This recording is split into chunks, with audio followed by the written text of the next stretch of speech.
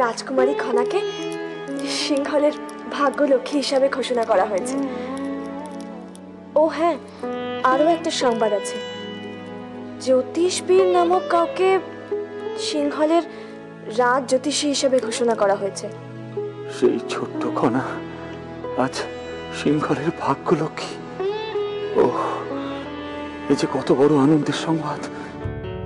জয়, তোমাকে আজকে বলতেই হবে, তোমার সাথে ভাই কাকার কি হয়েছিল যে তোমাকে ভাই কাকা হত্যা পর্যন্ত করতে চেয়েছিল। আজ আসল সত্যটা না জেনে আমি ছাড়বো না, তোমাকে বলতেই হবে। তুমিও ছাড়বে না? না। সত্যি বলতে কি, তোমার ভাই কাকা আমার ব্যাপারে অদ্ভুত এক হীনমন্যতায় ভোগে। ভাবে সব সময় আমি ওর ক্ষতি করতে পারি। ভাই কাকা তোমাকে হিংসে করে? তার চেয়েও গুরুত্বপূর্ণ হলো তোমার ভাই কাকা তোমাকে ভালোবাসে। খনা, খনা, আমি পরাস্ত হয়েছি। তুমি আমার পরাজয়কে এইভাবে সকলের সামনে হাস্যকর করে তুললে। আর একটা কাজ আছে, রাজকুমারীর জন্ম কুণ্ডলীটা আরেকবার নিয়ে আমায় গণনা করতে বসতে হবে। নতুন কোনো তথ্য মিললেও তো মিলতে পারে। খনা অপহরণের পর যখন রাজপ্রাসাদে ফেরত এলো, তখন ভাবলাম ওর বিবাহ দিয়ে ওকে অন্য দেশে পাঠিয়ে দেব। তাহলে হয়তো ওর শত্রুরা ওর নাগাল পাবে না, আর আমার খনাও শান্তিতে জীবনযাপন করতে পারবে। কিন্তু আচার্যদেবের এই সিদ্ধান্তের পর তো আর। সে তো ঠিকই, খনা ভাগ্যলক্ষ্মী হওয়াতে ওকে বিবাহ দিয়ে অন্য কোথাও পাঠানোও যাবে না।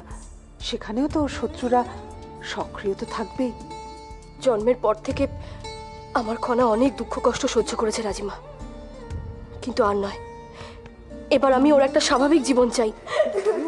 কি ব্যাপার খনা, এত আনন্দ কিসের শুনি? জানো তো রাজিমা, আমি আর রুকুমণি মিলে জয়মা ছোট মণির মিল করিয়ে দিয়েছি। না না, আমি তেমন কিছুই করিনি। খনাই ওদের দুজনের মধ্যে মিল করিয়ে দিয়েছে। আসলে খনার কথা শুনবে না এমন সাধ্য কার আছে? বাবা, এ তো দারুণ খবর। রাজকুমারী, তুমি এখানে? আমি তোমাকে কখন থেকে খুঁজছি। আমিও তো তোমাকেই খুঁজছি। তাই? তুমি তো অনেক জনপ্রিয় হয়ে গেছো, তোমার নাম করে সবাই ধন্য ধন্য করছে। তাই ভাবছিলাম তোমার হয়তো আগের মতো বন্ধুদের কথা মনে পড়ে না। তা কেন? বন্ধুদের কথা কি কেউ ভুলে যায়? আসলে আমি ছোট মণি আর জয়মের মিলনের জন্য ব্যস্ত ছিলাম। ও, তা মিল করতে পারলে? পারবো না কেন, ওরা এখন কত আনন্দে আছে বলো তো। হ্যাঁ, তুমি হলো সিংহলের ভাগ্যলক্ষ্মী। কত অঘটনই না তুমি ঘটাতে পেরেছো। হ্যাঁ, আমি ভাগ্যলক্ষ্মী হয়েছি ঠিকই, কিন্তু তাতে কি আমি পাল্টে গেছি? না তুমি চাও যে আমি পাল্টে যাই? না, তা ঠিক নয়। আসলে ভাগ্যলক্ষ্মী হওয়ায় তোমার অনেক দায়িত্ব বেড়ে গেছে তো, তাই ভাবছিলাম তোমার সঙ্গে আগের মতো কথা বলা যাবে কিনা। আসলে ভাগ্যলক্ষ্মী মানে আমি ঠিক জানি না। ভাগ্যলক্ষ্মী মানে জানো না? আমি পাল্টাচ্ছিও না আর পাল্টাতে চাই না। আমি শুধু সবার মুখে এরকম হাসি দেখতে চাই।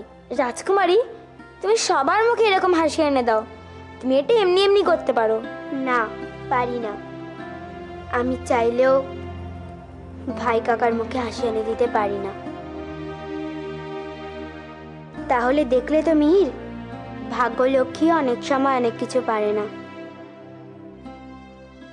আমি নিজের সাফল্য থেকে যে অনেক দূরে সরে এসেছি। তাহলে তো আপনি আশা ছেড়ে দিতে পারেন না। আমি থাকতে সেটা হতেও দেব না।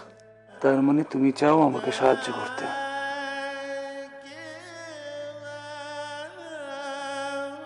কি, তাই তো? হয়তো তোমার হাত থেকে সুরাপান করলে আমার সমস্ত যন্ত্রণা আমার থেকে অনেক দূরে চলে যাবে। করবে? আমি এক্ষুনি আসছি।